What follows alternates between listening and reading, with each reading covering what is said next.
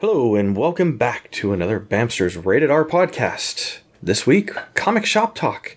And with me today, I have TJ. What's up, guys? How you doing? Thanks for coming back.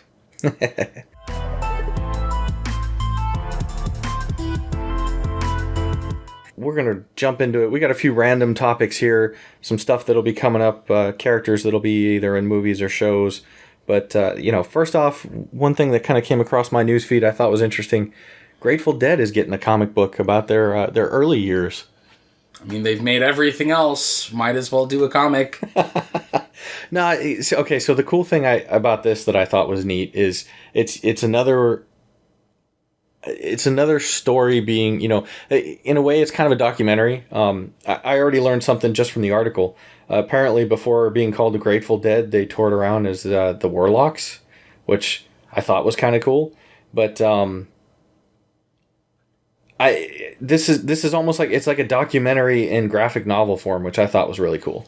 Yeah, it's kind of like the rock and roll comics from Revolution from the late 80s, early 90s. There was all those unauthorized rock biography comics. So kind of the same, except obviously this is, official and authorized. So that's kind of cool. I mean, not like we haven't seen the Grateful Dead in comics before, obviously, with, stuff like Fabulous Furry Freak Brothers and other books like that. So it's Z2 Comics is publishing it, and those are the guys that have done, is it Cleveland by Harvey Picard? They've done stuff with Paul Pope and Dina Spiel from Red Hook. So this is clearly a book that's up their alley. So anybody who's into the Grateful Dead, I mean, this is clearly going to be something for you to groove on.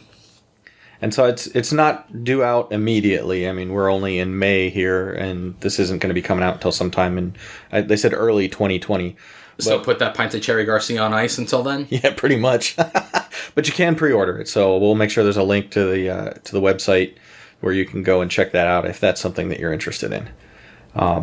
Next up, something that I know TJ is super stoked for is it looks like there's another Deadpool cartoon in the works. I mean, cool. I don't know. I mean, I hope it works out, obviously. I don't know. I don't know what to say about this. This is just another one of those things where, while I'm not the biggest Deadpool guy, I was kind of looking forward to what Donald Glover was going to do because I'm such a big Donald Glover fan. But the stuff I saw from their script that he posted online looked pretty good. Yeah, well, he's a funny cat, and I mean, his sense of humor is really kind of all over the place because, what he did on Community is totally different from what he did in his stand-up routines. Oh, yeah. And totally different from what he did on Atlanta. So he can clearly kind of run the gamut there, which is cool. Deadpool's one of those characters who I'm always a little Deadpooled out on. So hopefully if this all works out, I mean, it'll, stick the landing, but we'll see. Yeah, and this news is coming from a tweet from Rob Liefeld. Liefeld. That depends. Is it German? Rob Liefeld. Is it German? It's what he says. Is it German? It's what he says. I don't know, but... He could be wrong. Rob Liefeld, which is what he says. Yes, but if it's German, it's pronounced Liefeld. Sure.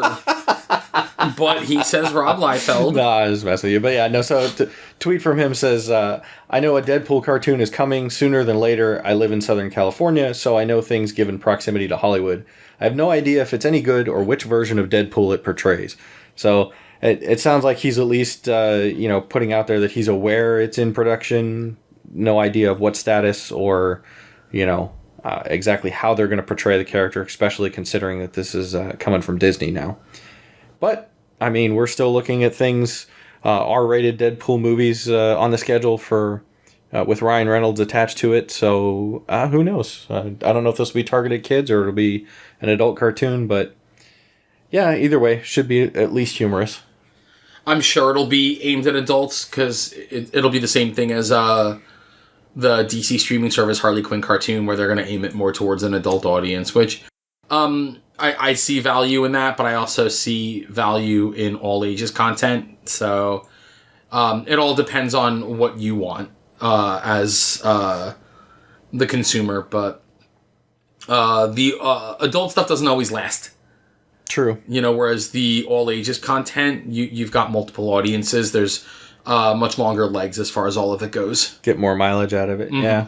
All right. And so then the next thing I wanted to jump into was 2 different characters that are going to be shown up on the big and small screens that folks might not be, I mean, depending on, your interest, may or may not have much familiarity with.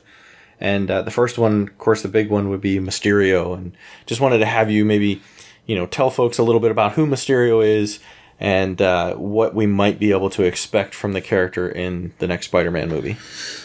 Well, I mean, Mysterio is one of the original Spidey villains. Amazing Spider-Man 13 by Stan Lee and Steve Ditko.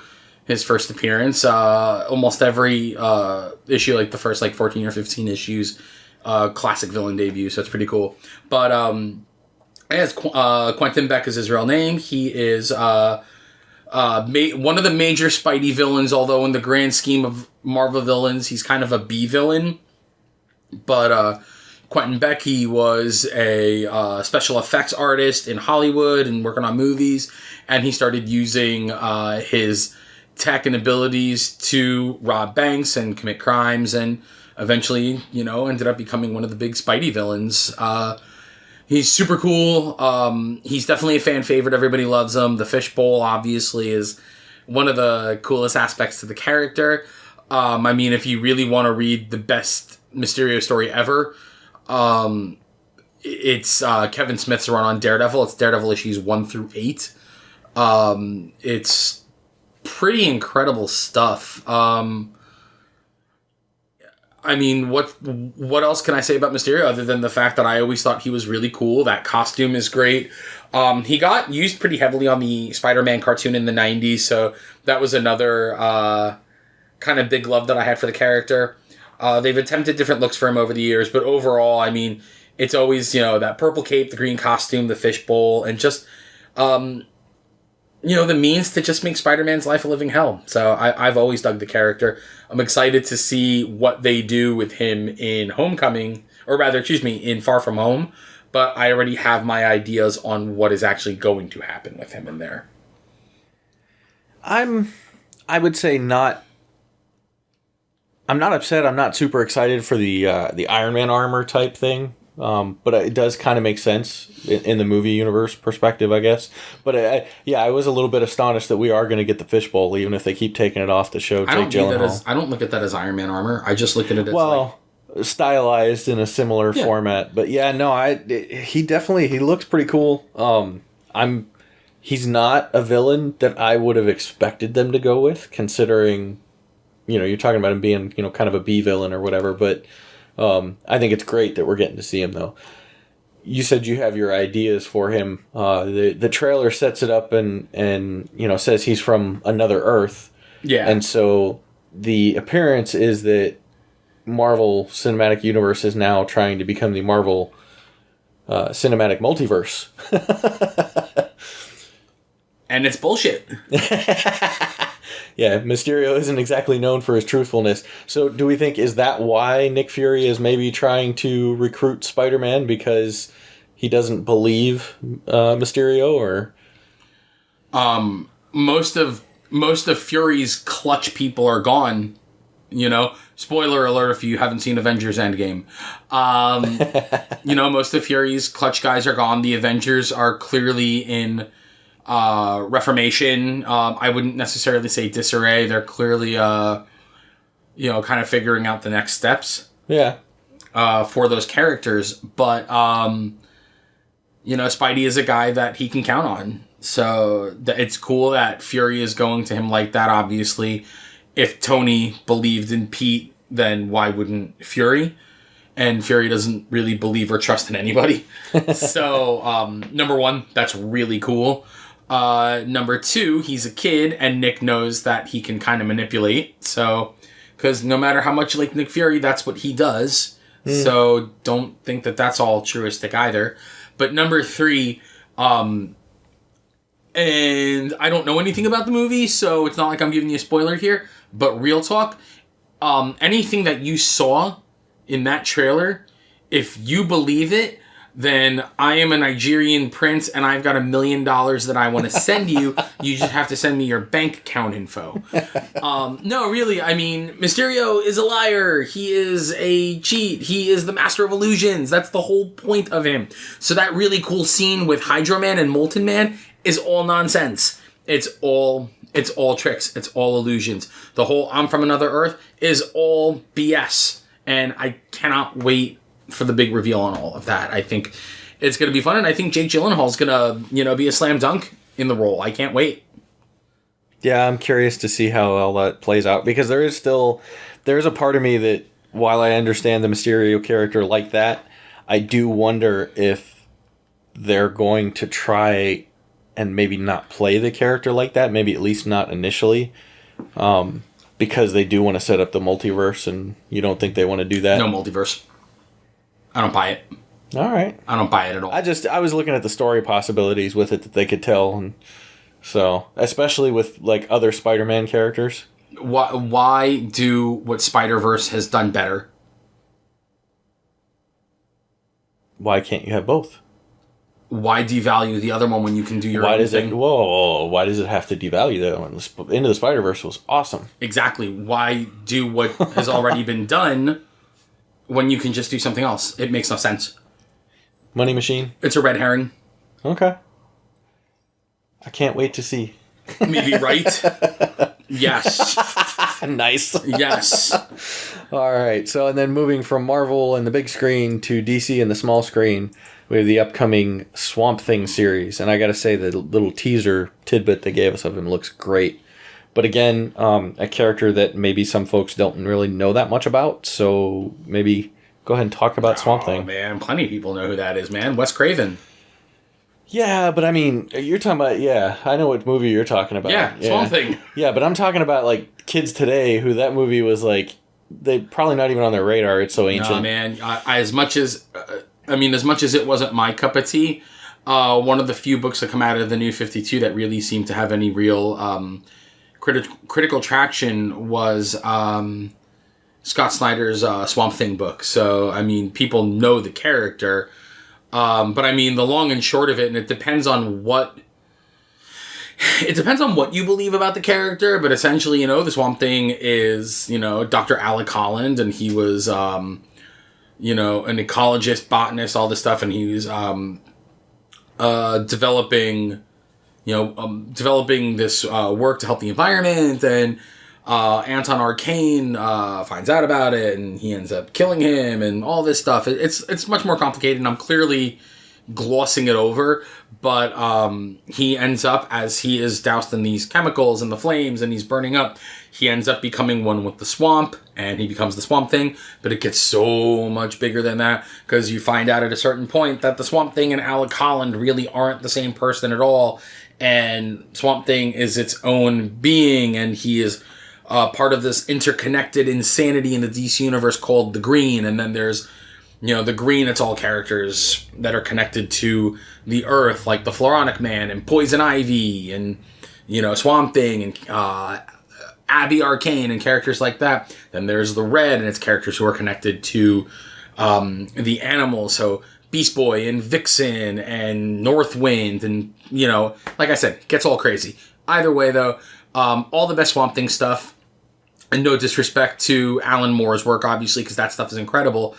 But all that classic Joe Orlando Swamp Thing, Joe Orlando and Bernie Wrightson in the 70s, that's the coolest stuff. And it looks like this show is really going to tap into what made those comic books really cool. Okay. And originally it was set up to be, I think it was 13 episodes. They cut it down to 10. Yeah. It's supposed to start the end of this month, so... I mean, I'm looking forward to it more than I, Titans, obviously. Well, okay, since we're talking about some of the DC shows and Doom Patrol, how much of that have you seen? Not a ton of it, but enough to know I like it more than Titans. It's been hit or miss for me. Some of it's been good, some of it's been kind of whereas Titans was all miss. So... Well, the costuming was great. Yes. It looked amazing. So... Yeah, that's. I'm a little hesitant with Swamp Thing because I'm a little afraid. Like after what we saw with Titans, like it looked great, but it was kind of Difference between the two is that Swamp Thing's not a superhero. It's not a superhero show. So... And you think that'll make the difference in how they approach it? 100%. Yeah, I think when you approach Swamp Thing as a horror character who is set in the DC universe, it makes it that much more approachable for storytelling standpoint, but also for a wider audience. Well, and can I say I love that we're seeing more and more of this. You know, it's not that comics haven't done it for a long time, but we're getting to see more of this where not every comic show has to be a superhero show, you know, or a movie or whatever. You know, it can be themed to different things. So well, not every comic is a superhero comic. Right. I mean, you know, we could compile the top 10 best comic book movies ever made, and you know, there's a huge difference between the top 10 best comic book movies ever made and the top 10 best superhero comic book movies ever made. You know, because I mean, already in the top 10 comic book movies, I would put something like Ghost World in there. You know, with Thora Birch and Scarlett Johansson and Steve Buscemi, Daniel Clowes. I'm trying to remember that. That sounds vaguely familiar. My memory is horrible. For anyone listening who maybe doesn't know me personally, know how bad my memory is, it is absolutely horrendous. I know the title, but the point of it is, you know, it's like I tell everybody. I mean, comics are just pizza, and I like pepperoni the way I like superheroes. But you know, superheroes aren't the only thing that I read. Although it sounds like that's the only thing I do, but it's because it's my favorite genre. But I mean, you know, there's a million and two things out there. It's just a matter of finding that thing that works for you. So you mentioned him being connected to the Green, going back to Swamp Thing. Do we think that they're going to play off of that much in the first season, or do we think that that's something that's going to hold off until later? I say wait. Don't get to the weird existential stuff until you've established who Alec Holland and the Swamp Thing are, until you've established Abby Arcane and Anton Arcane, all that stuff. You know, just focus on that. Well, and we got to have several episodes before he becomes the Swamp Thing, probably too, to establish who. You know, I mean, I'd much rather see before we even get to the weird, crazy mystic stuff. Establish the world that he lives in and have weird, crazy mystic John Constantine show up before you get to Swamp Thing's weird, crazy mystic stuff. So, and have Matt Ryan come back and play him, because he clearly loved playing the character. Well, there you go. So, yeah, should be fun stuff. I'm excited. I can't wait. Cool. Well, and that's only at most a couple weeks away, so... Yeah. All right, and so the last thing we have on the schedule today is TJ's Book of the Month. Yes, and before we get to the Book of the Month, you know, as I tell you guys all the time, go out there, support your local comic shop. Comic shops do not survive without you. Buy your books. Get your stuff out of your pull list. Show them that you want them to be around for a long time. So at any rate, my Book of the Month right now, and it's one of the most consistent books on the rack at the moment, is Immortal Hulk by Al Ewing and Joe Bennett. It is arguably maybe not even arguably, I'd say it's one of the most fun comic books on the racks right now from any publisher. It's certainly the most consistent. You know, the Hulk has always had his roots in horror. I mean, obviously, you know, that little mix of Jekyll and Hyde meets Frankenstein, which is what has always made the Hulk such a cool, fascinating, and even sympathetic character. But, you know, a couple years ago, the Hulk was killed off in Civil War II. Hawkeye killed Bruce Banner. And so for a long time, Amadeus Cho became the new Hulk in Totally Awesome Hulk. But he is no longer the Hulk. I think he's Brawl now is what he's going to be going by. But Bruce Banner is back from the dead, and the series is called The Immortal Hulk. It's not the first time we've seen the Hulk be a smart iteration of the Hulk. I mean, I grew up with Professor Hulk in the latter part of the Peter David run in the early 90s. But not only is he a smart Hulk, where he's got all of Banner's facilities, but he is also much scarier, much more cunning, and really, really has kind of a cruel sort of mean streak. They're playing this book as very much a horror series. Al Ewing is knocking it out of the park. He's playing around with the Hulk mythos and not so much changing things, but really kind of shining the light differently, which is something that I always believe that you can do with these characters. A little spit and polish goes a long way. It's cool because they're really, like I said, really leaning into the horror aspect to the character. He's getting to fight monsters and do all this cool stuff, but at the same time, very much acknowledging, forget about trying to fight the monster. The Hulk is very much leaning into being the monster. So that's something that I think is a lot of fun. It's neat to see a character that you have kind of a level of comfort with, a character that you know so well, a character who you always have an idea of who he's supposed to be, and taking that and turning it on its ear. You know, it's got great homages to the 70s TV show. Joe Bennett's artwork is just absolutely stunning in there. And I think that, you guys are only going to continue to dig it more. I mean, when I say, like, characters who've been showing up in there, it's cool. Sasquatch from Alpha Flight has been in there. That's a lot of fun to see. Yeah, it's just one of those... I can't give away too much as the book goes on. There's some really major stuff happening, but yeah, I can't speak highly about it enough without giving anything away. So if you guys want to talk about the book with me, catch me on Twitter, obviously. I'm more than happy to go back and forth on that, but this is absolutely a book you should be supporting. But I gotta say it, the best thing about this book right now is the fact that it is outselling Batman. That is how good this book is. No disrespect intended to, Tom King and his team on Batman, but the fact of the matter is Batman sells even when the book is mediocre, because Batman is Batman. And Tom King is bringing the noise on Batman, don't get me wrong. It's clearly a good book, but what a time to be alive right now where you have a book like The Hulk outselling Batman. It clearly says a lot about, the level of talent on the book, the commitment to the characters, and more than that, it says a lot about what fans are looking for out of comic books right now. Yeah. So, yeah, go out there and buy it. You won't be disappointed. Well, and do you think that any of this has to do with some of the popularity of the character in the Avengers movies at all, or you think this is just folks that are really enjoying the writing? No, it definitely, all that stuff is ancillary. I mean, the movies are great, TV's great, toys are great, all of that, video games, all of that stuff is really cool, but while people view the films, for example, as like, that to them is the Hulk, that to me is support for the character in the comics. And it says a lot.